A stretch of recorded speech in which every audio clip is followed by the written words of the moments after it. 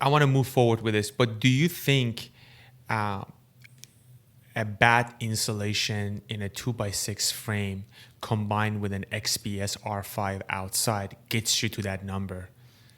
Yeah, I have done houses, net zero homes that just with 1 inch exterior insulation makes it. So the it R5 depends on the the house. outside, and you got 2x6. Yeah. Of course, there's other factors that factor into it. How does, I'm just curious, how does advanced framing techniques from a cost perspective and hitting your target plays into the construction? So less wood is more room for insulation. So less wood is thermal good. bridging, right? Right. So thermal bridging is reduced in that sense because wood is less thermal resistant than insulation. So less wood means more room for insulation. Therefore, it's good.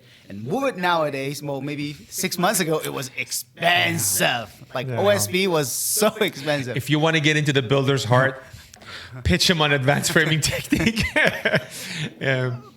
What do you see the challenges there? And because typical wood framing techniques that every builder uses, it's your 2x6 16 on center. Yeah. I think where do you see the challenges and opportunities of convincing builders to go to 24 on center on a 2x6? I constantly have that challenge all the time because I have to get the trades. Builders don't build.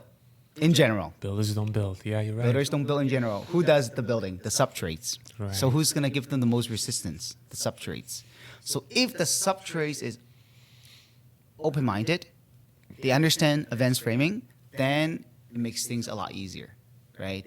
For someone who doesn't want to change, you can give them a bunch of reasons why they should do this. Right. But with every reason you give them, they have 10 other reasons why they shouldn't be doing it. What are the common pushbacks that you get from trades when you say, hey, you know that thing that you do that is 69 inches center? Let's do it 24 inches on center. Yeah. What do you get usually from them? Oh, narrow pops, wavy drywall, drywall, shaky floors, noise. Yeah, all that stuff, right? But that's all BS. With proper engineering, none of that could happen. Yeah.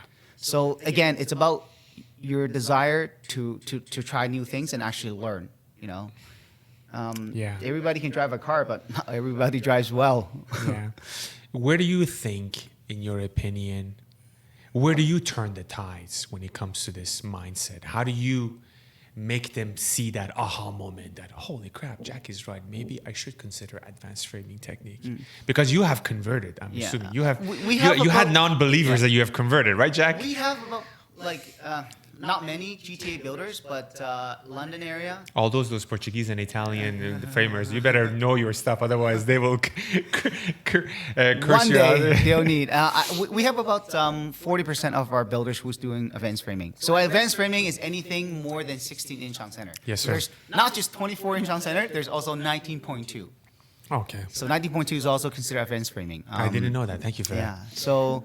Yeah, there's a really good book called Canadian Light Wood Framing. It's one of the books I learned. That book is amazing. It talks about a lot of this. But again, I learned this when I was working with my business partner in this field because he was a framer. He worked for Mattamy Homes way back in the days, and he did their optimization program. So, do you absolutely need advanced framing technique to hit net zero, or is it one of those low-hanging fruit that you should definitely consider? It's one of those low-hanging fruit that you should. It's another tool in the toolbox that you can use. Right. Because there's people. I still have a few builders who's using 2x4 to build their homes, not 2x6. And are they using insulation foam? They're using exterior insulation to get the effective R value that we need for building code. But structural-wise, it depends on the house product that they're building, right? If you're building a 3-story monster home, no, 2x4 is not a good option. So it really depends on what kind of product you're building and who your target is, right?